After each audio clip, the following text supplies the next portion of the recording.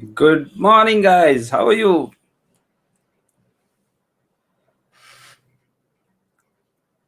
In this particular up talk, in rather in last few up talks that I was talking about, I was talking from this book, from this amazing book, Conversational Intelligence, and we talked about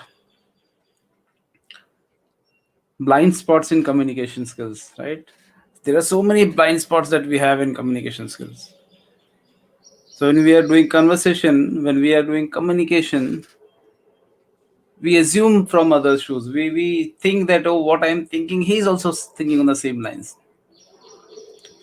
And I'm very happy that many of you send many various comments and messages saying that that really helped and that is really useful, this concept of blind spots in communication.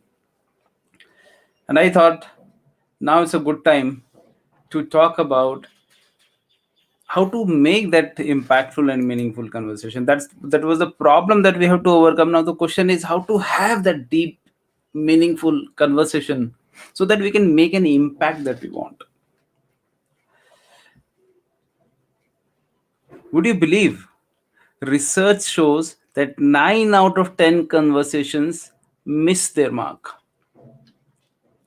9 out of 10 conversations miss their mark completely. That's right. The person on the other end of your conversation does not receive your intended message. You want to convey him something else and he understood something else. Or sometimes you don't receive what they want to say. 90% of the time, my friends. Through decades of research, organizational anthropologist Judith Glaser learned that effective communication is far from that choosing the right words, right grammar, and all that. Every interaction contains signals that either create trust and connection or distrust and fear. Whenever we interact, the signal it creates is either trust and connection or distrust and fear. Now let's think about a bad conversation that might have happened in last few months, last few years with you. Think about it for a moment. When you had been called out unfairly,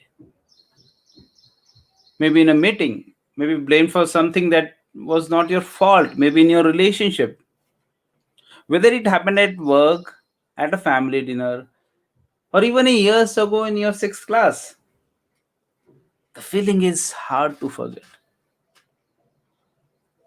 We feel angry at the person who attacked on us.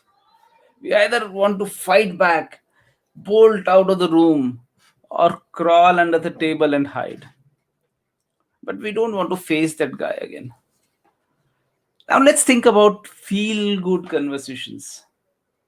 The first step towards feeling good conversation is to remove fear and distrust. The moment fear and distress is removed, you naturally feel free to be open without any defensiveness, avoidance, and feeling irritated, attacked. And if this happens, the next thing that happens is you start to connect. In a relaxed state, the brain is open to sharing and connecting with others. Nowadays, even neuroscience has proved it. Dopamine and so many other how these are pre-frontal cortex work and how this are the smaller brain that works. So effective communication creates the ability to build trust not over months or years, but it's instantaneous. You will see the moment effective communication happens, two people are in full possession of their ability to create, empathize, reason, and plan. It's not just one man game then. All the people who are involved, they are actually co-creating something. And the result is readiness and the ability to find solutions It may be a difficult subject, but still. So, folks, conversations actually occur at three levels, according to Judith, geared towards different goals and produce different outcomes. In everyday life, regardless of our communication style, we take part in conversation at all three levels. And becoming aware of those levels and how they impact whether or not conversation will be productive is key to mastering communication skills, conversational skills, also called conversational intelligence by Judith Klasser. Let me give you a quick breakdown of three levels of conversation. The first level, most of the time, we all are at this level, which is called transactional conversations. What is transactional conversation? Transactional conversation are an exchange of information.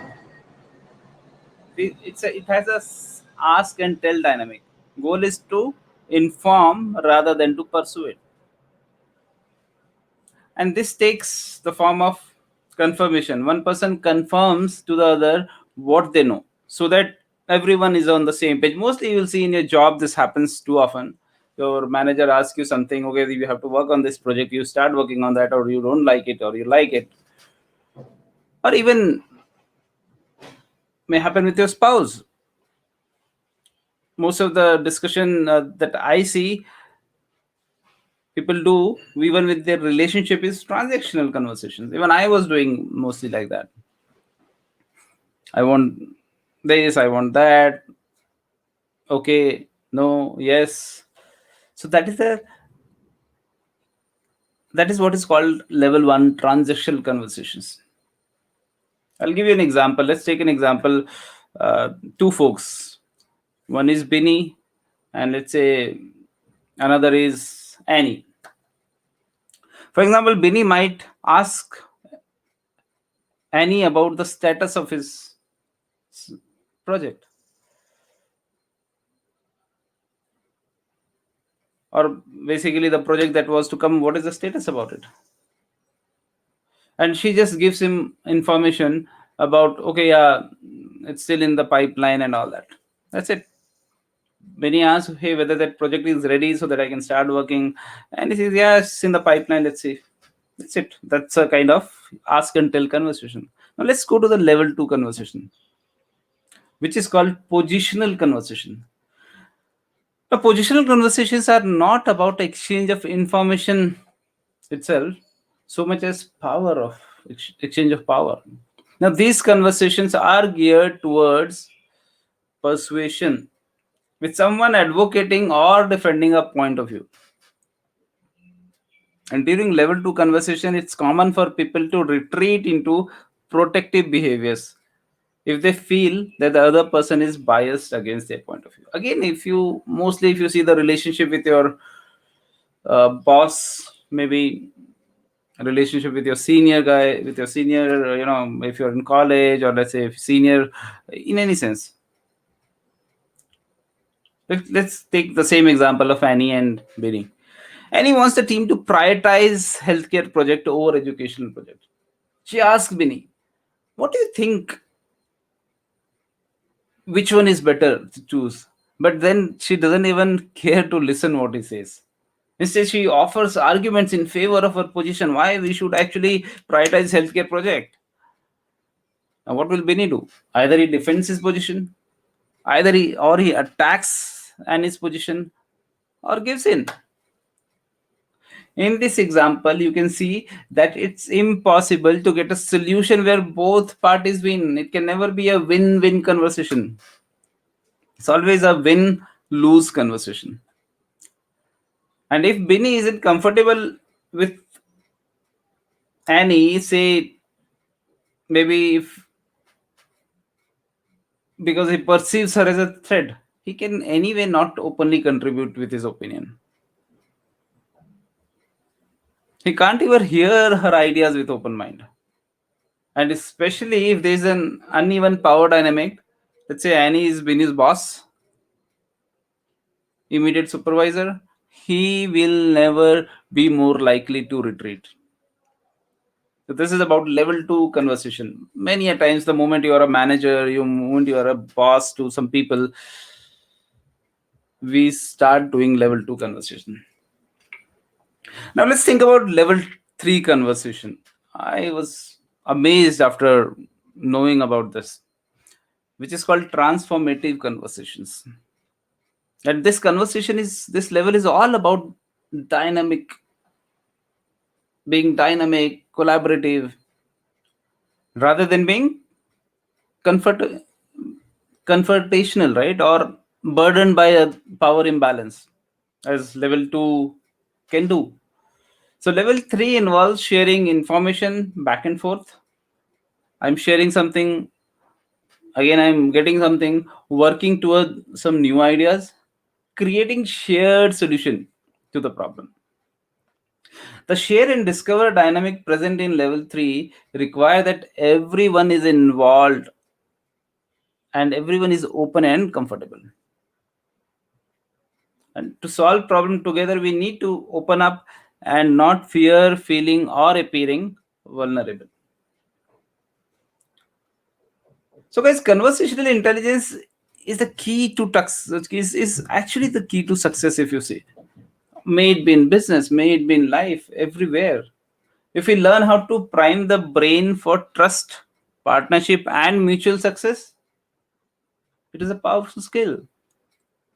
With this knowledge, you can create conversations to support more productive, co-creative, and intelligent results.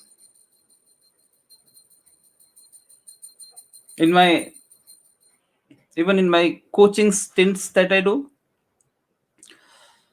I've seen that the moment I start talking at level 3, coaching is all about level 3. Is all about transformative conversations. Am I able to create that space for the other guy so that he opens up, he's comfortable, he's sharing, he he trusts me when I'm speaking. Trust is so essential, guys. Trust is so essential. That's where that's why our emotional state and emotional responses are critical for level 3 conversations to occur. Because without trust, you are stuck at level 2 or maybe at level 1. Now let's try to revisit. I'll give you an example. How do we convert level 2 conversation between Annie and Binny? When trust is added to the equation, what changes? So earlier, Annie wanted to team to prioritize healthcare over educational project. But now she asks Binny to help her decide which project the team should focus on. There's a difference. Instead of wanting to Binny to prioritize, now she's asking help to decide which project team should focus on. In level 2, she asked Binny what he thinks, but he doesn't listen to what he says.